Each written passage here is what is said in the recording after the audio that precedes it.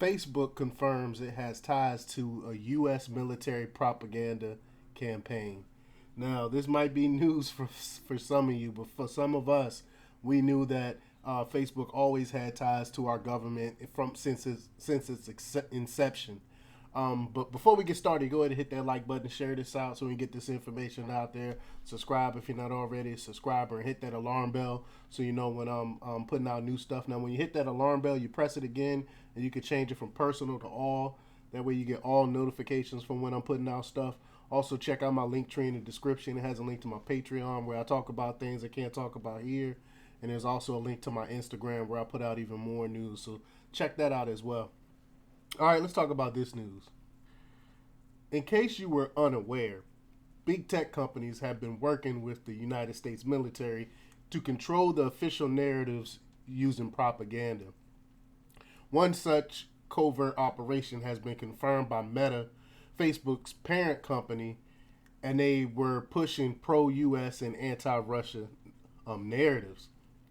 Meta has acknowledged the discovery of several clusters of fake accounts and pages believed to be linked to individuals, quote, associated with the U.S. military, according to the company's latest adversarial threat report published this week, according to a report by RT.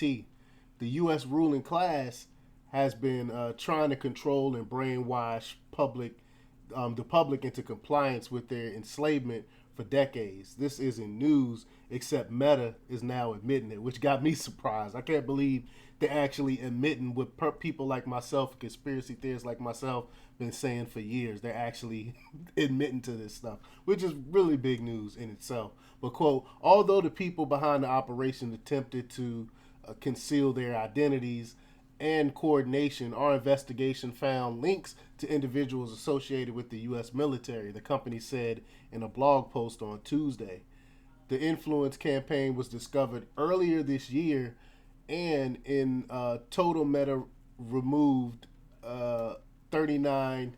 I'm sorry, and in total, Meta removed 39 Facebook and 26 Instagram accounts, as well as 16 pages and 2 groups, all for violating the company's policy against, quote, coordinated inauthentic behavior. The social media giant admitted that the large scale operation ran beyond those several dozen accounts and across many other internet platforms, including Twitter, YouTube, Telegram, as well as major Russian social networks, VKontakte and Odnoklassniki, however you pronounce that. But it seemingly attempted to downplay the discovery by insisting that the, quote, majority of this operation post had little to no effect from authentic communities, and highlighting similar deceptive campaigns by China and Russia. A Meta acknowledgement substantiates a bombshell investigation by the Washington Post that revealed the Pentagon was forced to launch a, quote, sweeping audit on how it conducts clandestine information warfare after a variety of social media accounts, which its operatives use to target foreign audiences in elaborate psychological warfare efforts, were exposed. Great stuff here. Again, this is nothing new to, if you actually been studying this stuff for years. You knew that Facebook. I always been saying that Facebook is basically government spying on you. That's why they created it. It was started by the CIA, funded by the CIA, and they take all of that information and they build. They give you like a digital ID, so they have information on each person, and this is how they collect that information through stuff like Facebook. But the ruling class will stop at nothing to ensure complete compliance and total enslavement of humanity. We need to continue to be aware of what they are doing as a way to submit and expand their own power.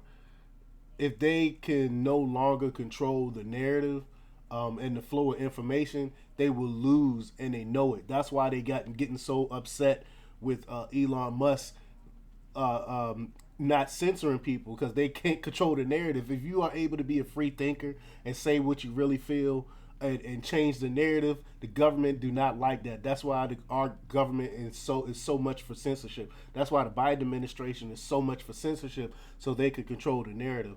And Meta is pretending to be the innocent victim of this, but they knew what was going on and what the ruling class is doing to its subjects. They have been guilty of all kinds of censorship, and we know that they're working with the masters to keep the slaves distracted, deceived, and divided. But let me know what you think about all this. Leave your comments down below. Like, share, and subscribe, and check out democrepublics.com for the latest in news. Until next time, peace.